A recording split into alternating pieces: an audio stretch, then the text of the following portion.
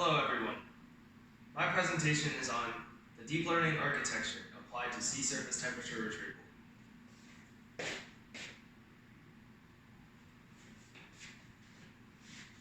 The outline of this presentation will go as follows.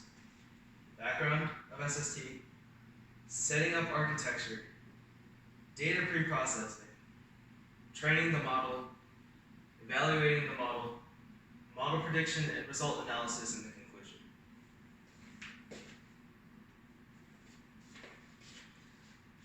Background of SST. Sea surface temperature is the water temperature closest to the ocean surface. It is used in many domains such as meteorological, climatic, and ecosystem studies.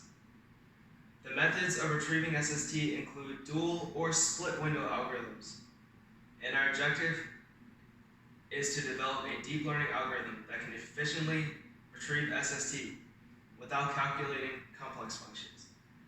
And over there is a global sea surface temperature map from the National Oceanic Atmospheric Administration, taken by windows2universe.org.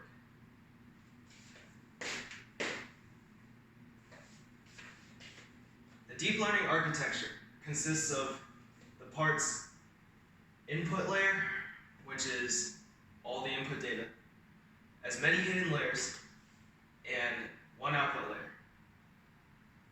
Over there is a simple deep learning architecture which consists of one input layer, two hidden layers, and one output layer.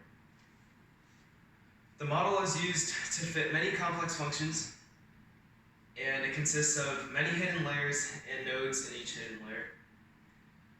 A weight is assigned to each node-to-node connection, and a bias is assigned to each node. And the output from the previous layer becomes the input of the next layer.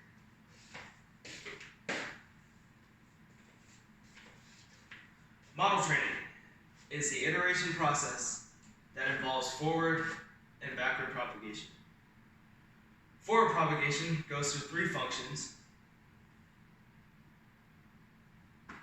that is used to calculate the y predicted value and the cost function. Back propagation goes through two different functions that optimize weights and biases using stochastic gradient descent, also known as partial derivatives, or similar methods.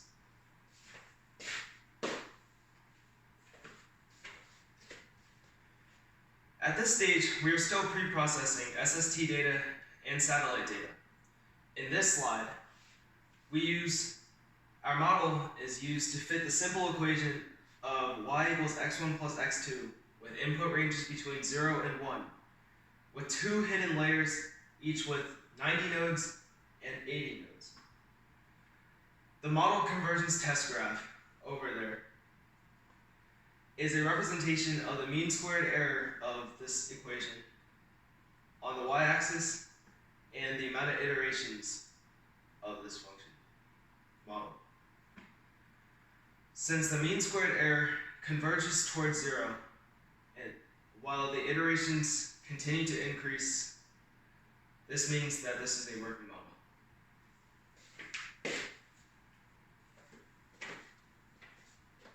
The second part of the evaluation process consists of a scatter plot in which we created to compare the predicted y and the true y.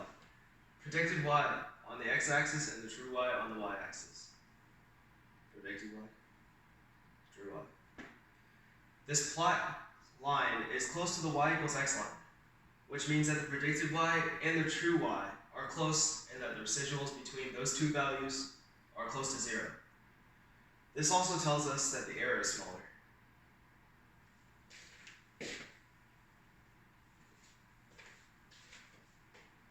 The third evaluation process consists of a percent error graph, in which we created to measure the percent error of the modeled equation shown before.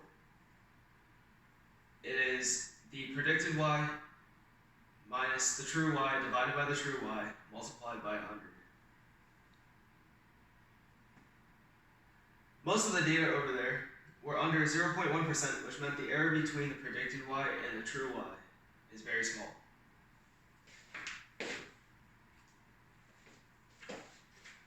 In conclusion, and for our future works, our deep learning model fitted with the equation y equals x1 plus x2 was fitted very well.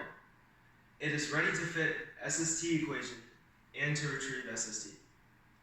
We will collect and pre-process satellite data and SST data to feed into our model to retrieve and predict global SSTs.